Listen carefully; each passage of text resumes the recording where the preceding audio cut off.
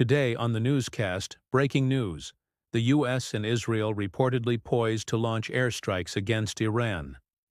Get all the breaking details next. Hey folks, welcome to the Watchman newscast. We've got some breaking news for you today. If you thought that the recent airstrikes against Iranian-linked targets across Syria over the past few weeks were a message sent by the U.S. and Israel, think again. That was just the appetizer because, according to multiple media outlets, including the Times of Israel and the Jerusalem Post, the U.S. and Israel are now prepared to unleash its full military might against Iran and Iranian proxies if Iran makes good on its threat to attack a U.S. base in Syria. And Iran has indeed threatened to do exactly that. We're going to break it down in a minute. But before I do, quick reminder to subscribe to the channel and click the notification bell so you get alerts every time a new video is posted. Give us a thumbs up. Folks, we're fast approaching 600,000 subscribers here at The Watchman, and we would love to get there by the end of this year. It is our goal. So we need your help to get there. And hey, thanks to all of you who have subscribed to the channel over the past few days. We really appreciate your support here at The Watchman newscast. Okay, let's break this down. Again, the U.S. and Israel ready to unleash its full power against Iran and Iranian proxies, no doubt in response to this threat by the Iranian regime to attack a U.S. base in Syria. Now, when we heard about those airstrikes over the past few weeks against Iranian targets in Syria, we surmised that the U.S. and Israel, again, they were sending a message to the Iranian regime. We said that these airstrikes were probably a message from the U.S. and Israel saying to Iran, quote, "You stay out of Syria. You stay away from the Golan Heights along the Israel-Syria border, and you don't target U.S. personnel or U.S. assets on Syrian soil." That was our take, and apparently that is exactly what the U.S. and Israel were doing with these airstrikes. But now, folks, we have an Iranian response, and an Iranian response that is now raising the stakes dramatically. And here's where things stand. Number 1. The Iranian regime has indeed confirmed that it carried out that drone attack against a U.S. base in Syria earlier this month, the one we reported on here in the newscast. A U.S. soldier was killed, 2 others wounded. Iran confirmed it carried out that attack, which means the U.S. likely has intelligence that Iran will carry out further attacks against U.S. personnel and U.S. bases in Syria. Secondly, the Iranian regime is vowing revenge. They want to exact revenge for the death of one of their Islamic Revolutionary Guards Corps officers, a very senior officer, Qasem Soleimani. He was killed in a U.S. drone strike back in January of 2020. And now, folks, the main point here is this. Now that Iran has confirmed it carried out this drone strike against a U.S. base, they vowed revenge. They are threatening more attacks against U.S. interests. You have the shadow war at sea that we've been reporting on extensively here in the newscast over the past few months, where Iran is targeting U.S. ships, U.S. tankers in the Persian Gulf region. And then you have the Israeli factor. Remember, Israel is also in close proximity to Syria. And Israel, of course, has carried out hundreds of airstrikes against Iran and Iranian proxies inside Syria since 2012.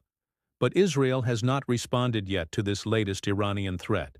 U.S. officials reportedly telling the Times of Israel, "Hey, if Iran carries out any more attacks against U.S. personnel or U.S. assets, there will be a major response, a massive response, no doubt." And it sounds like the U.S. and Israel are on the same page here.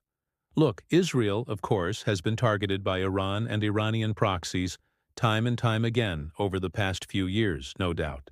The main fear that Israel has is that Iran establishes a permanent beachhead inside Syria from which it can launch attacks against Israel, attacks like the one we saw this weekend against a U.S. base.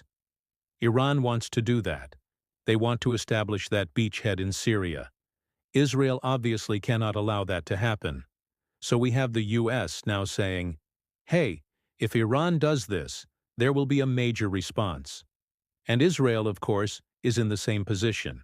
They are also saying, hey, If Iran attempts to set up shop in Syria and target us from Syria, there will be a major response. Could this be the major response that we've all been waiting for when it comes to Iran? I'm talking about major airstrikes against Iran's nuclear facilities. We've been saying here in the newscast that the only thing that will stop Iran's nuclear program is a massive sustained air campaign against Iran's nuclear facilities. Now, I'm not saying that the US and Israel are going to go into Iran and do that right away. I'm not saying that they're going to do a ground assault and overthrow the Iranian regime. What I am saying is that it may take a massive sustained air campaign to stop Iran's nuclear program, kind of like what the US did in Iraq in 1991, and again in 2003, to stop Saddam Hussein's nuclear program. By the way, the US also carried out airstrikes against Saddam Hussein's nuclear facilities in the late 1980s. Folks, I know we all want to see major Israeli airstrikes against Iran's nuclear facilities. I do as well. Hey, look, it worked in 1991. It worked in 2003. It can work again. But that's my take. It's going to take a massive sustained air campaign to stop Iran's nuclear program. I do not think that Israel alone can do that.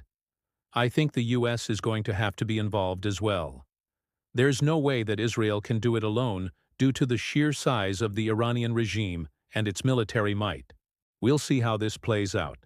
But needless to say, the US and Israel now on high alert, no doubt. And Iran has raised the stakes, folks, with these threats against a US base in Syria. One last thing to mention before we go. Turkey is now threatening to cut off access to the Red Sea and the Bab el-Mandeb Strait between Yemen and Djibouti. This is another flashpoint that could erupt at any moment.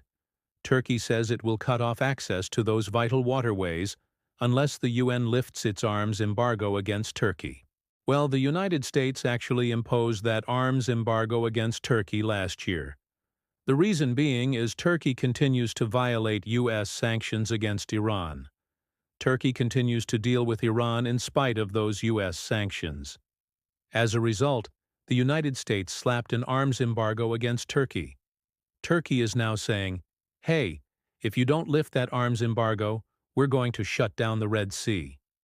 Now remember, the Red Sea is one of the main shipping lanes in the world. A lot of oil passes through there. Shutting off access to the Red Sea and the Bab el-Mandeb Strait could cause a global catastrophe, economically speaking. So folks, keep it all in prayer. Keep all of this in prayer. Keep the peace of the situation in your prayers.